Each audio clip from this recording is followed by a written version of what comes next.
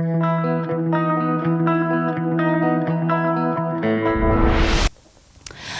nous avons ce qu'on appelle la distribution exclusive. La distribution exclusive, c'est le fait de limiter volontairement le nombre des points de vente habilités à distribuer le point ou service contre la signature d'un contrat d'exclusivité.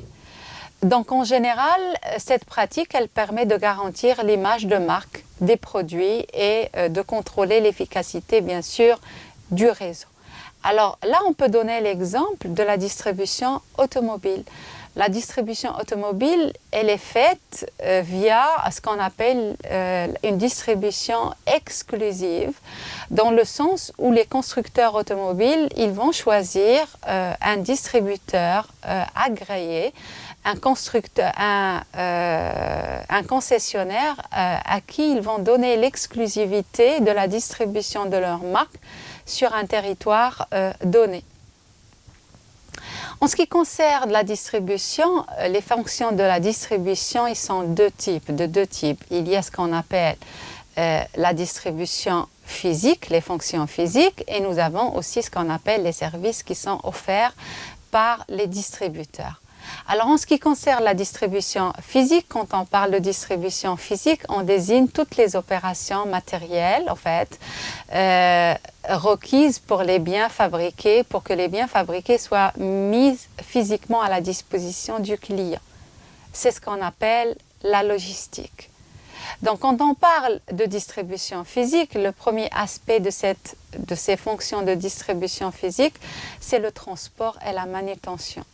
Bien sûr, pour pouvoir acheminer les produits de l'usine vers les distributeurs et par la suite, arriver jusqu'au client final, on a besoin, bien sûr, d'un certain nombre d'opérations de transport et de manutention, qui sont importantes et qui vont, bien sûr, venir alourdir les coûts de distribution. Alors le transport et la manutention, il peut être assumé à la fois par le producteur et par le distributeur. Il y a aussi le deuxième type de fonction de distribution, c'est ce qu'on appelle l'allotissement.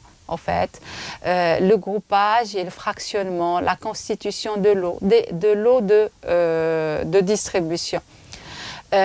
L'entreprise, pour pouvoir distribuer des produits, elle est amenée des fois à faire l'allotissement, c'est-à-dire la constitution de produits en lots de distribution qui vont arriver chez le distributeur. Et d'ailleurs, le fractionnement, ça constitue pour le distributeur à éclater, diviser le lot de marchandises qu'il a reçu de chez le producteur en un certain nombre de lots de taille qui sont inférieurs.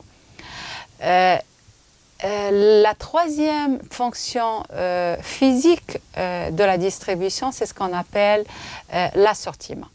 Alors l'assortiment, c'est l'assortiment et c'est l'opération qui consiste à regrouper des biens différents dans un même lieu de distribution. Et la fonction d'assortiment est une fonction très importante. D'ailleurs, c'est l'un des points de différence, on va dire, ou de positionnement des distributeurs. Il y a des distributeurs, par exemple, qui vont choisir d'être reconnus par un assortiment qui est très large et profond, alors qu'il y a d'autres distributeurs qui vont opter pour un assortiment restreint pour réduire leurs coûts. Donc, qui dit assortiment, l'équivalent pour le consommateur, c'est le choix. Un distributeur qui va offrir un assortiment large et profond, c'est un distributeur qui va permettre au consommateur d'avoir un large choix de produits différents qui vont répondre à ses besoins. Un distributeur qui va avoir un assortiment restreint, ça veut dire que c'est un distributeur qui va offrir un choix limité aux consommateurs quant aux produits et services qui sont offerts.